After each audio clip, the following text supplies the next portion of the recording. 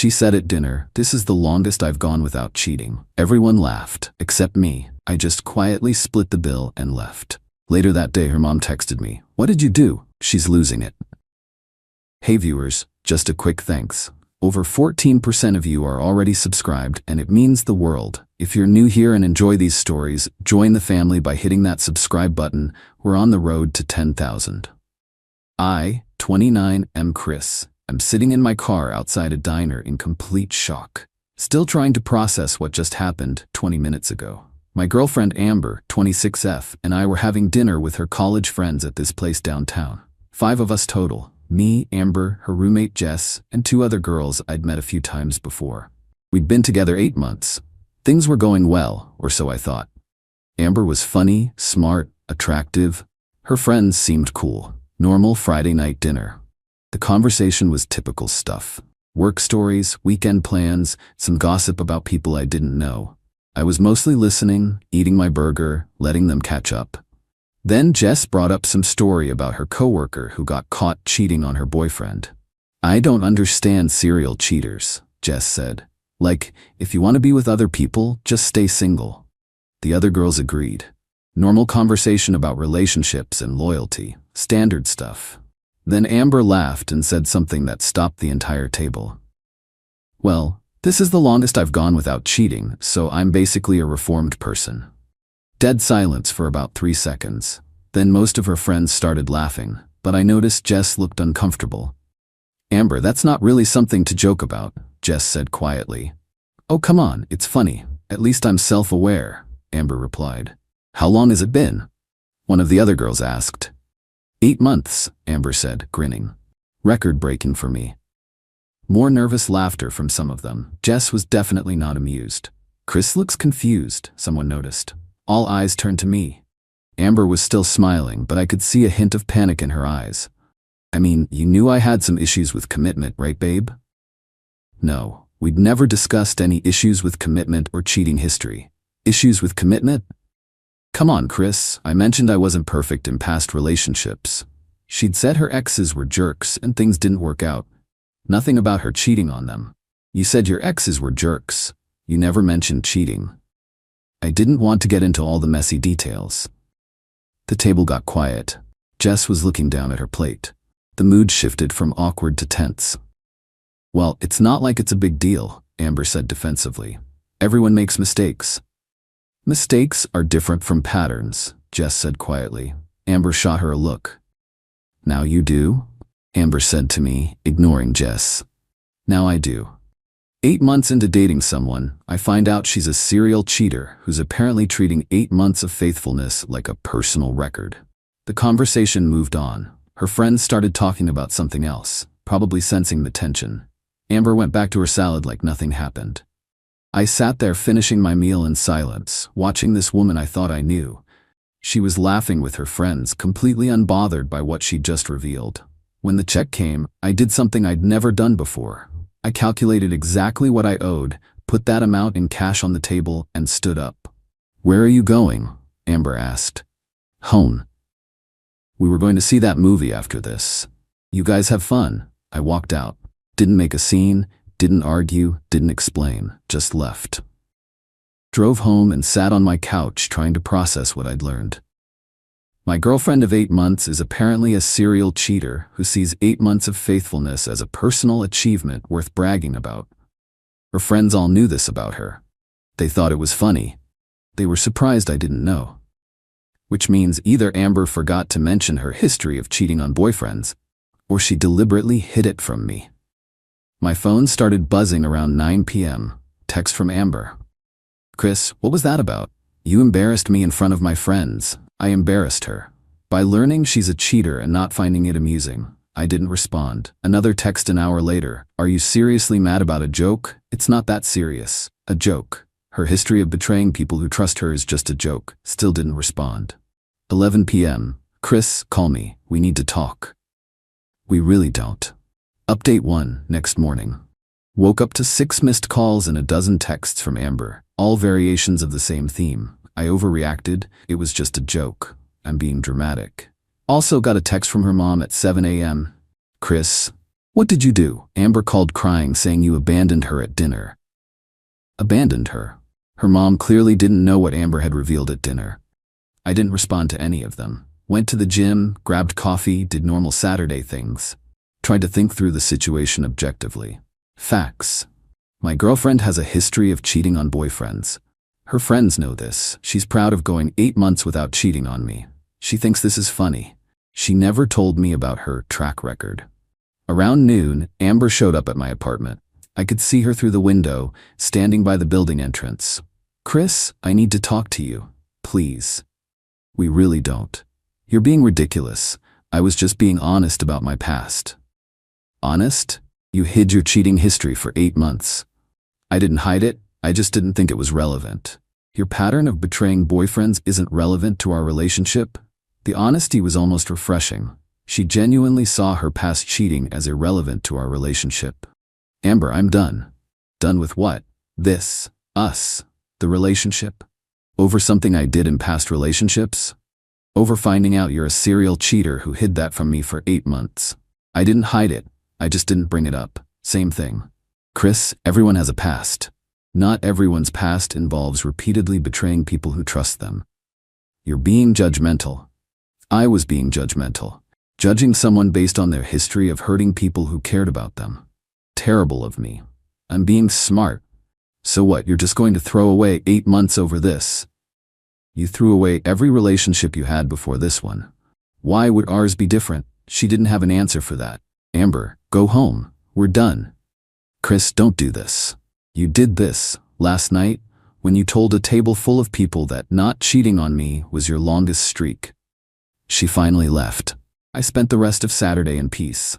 Sunday morning, her mom texted again. Chris, Amber is devastated. She says you broke up with her over her past relationships. I decided to respond this time. Mrs. Davis, Amber told her friends that 8 months with me is the longest she's gone without cheating on a boyfriend. She hid her history of infidelity from me for our entire relationship. We're not compatible. Mrs. Davis called me 5 minutes later. Chris, honey, I had no idea about Amber's history. She never told you she cheated on her previous boyfriends? No, she always said her relationships just didn't work out.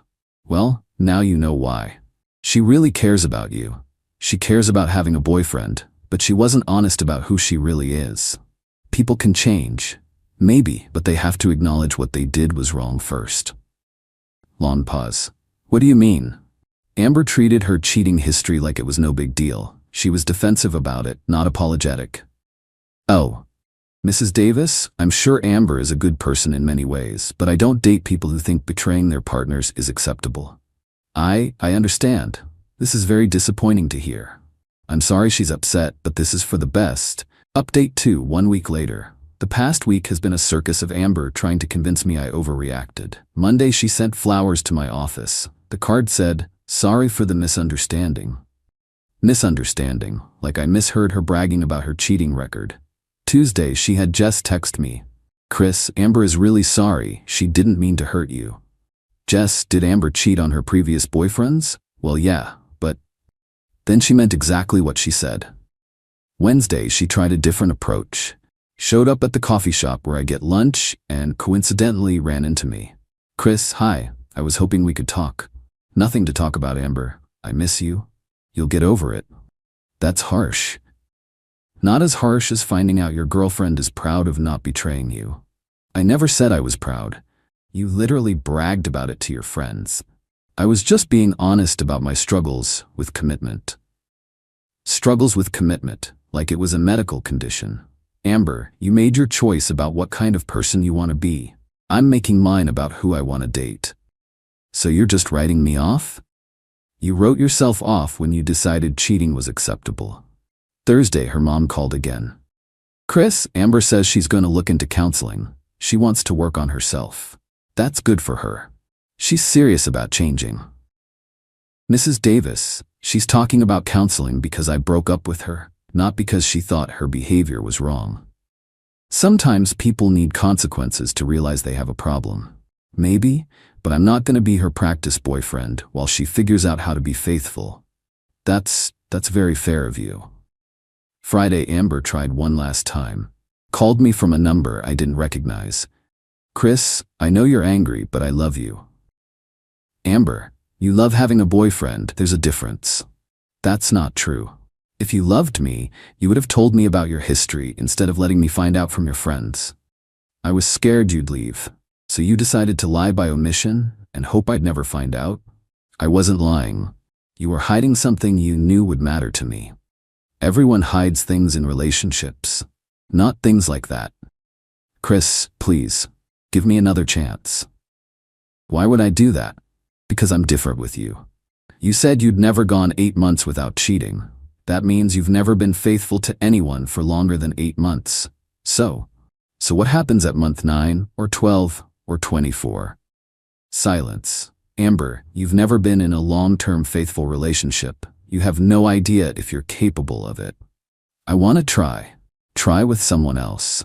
Final update, 1 month later. It's been a month since the dinner incident. Time for a final update. Amber stopped contacting me after that last phone call. I heard through mutual acquaintances that she's been telling people I'm uptight and judgmental for not accepting her past.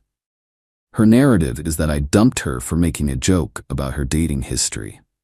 She's leaving out the part where she hid her track record of cheating and bragged about going 8 months without betraying me. Some people have taken her side. Mostly people who think everyone deserves endless chances regardless of their behavior. I'm fine with losing those friends. The people who matter understood my position. Tom, my best friend, put it best. Dude, she basically told you she's never been faithful to anyone for longer than 8 months. What were you supposed to do? Thank her for the warning? Exactly. I found out more details about her relationship history from Jess, who reached out to apologize for the dinner situation. Chris, I'm sorry about Friday night. I should have said something when Amber started talking. Not your responsibility, Jess. She cheated on her high school boyfriend multiple times, cheated on her college boyfriend with his best friend. Her last boyfriend found out she was seeing a coworker behind his back. Her friends all knew this? Some of us knew. I always thought it was messed up, but Amber gets defensive when anyone calls her out.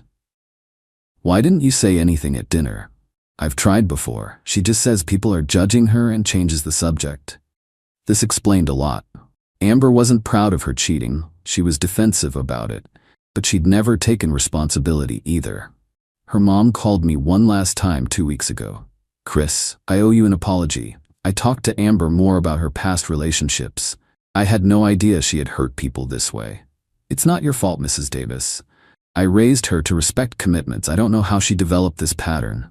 Some people struggle with commitment.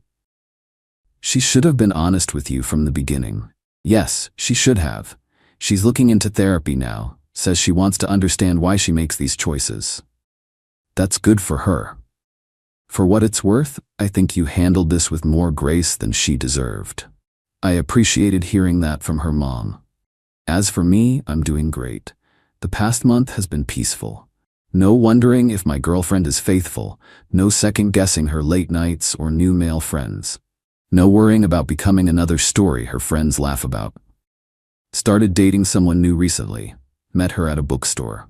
When we talked about past relationships, she was honest about her mistakes without bragging about them. Novel concept. The whole experience taught me something important about red flags. When someone tells you who they are, believe them immediately. Amber told me she wasn't good at monogamy. Her friends confirmed it. Her track record proved it. I chose to believe her instead of hoping she'd be different with me. Sometimes the best revenge isn't elaborate.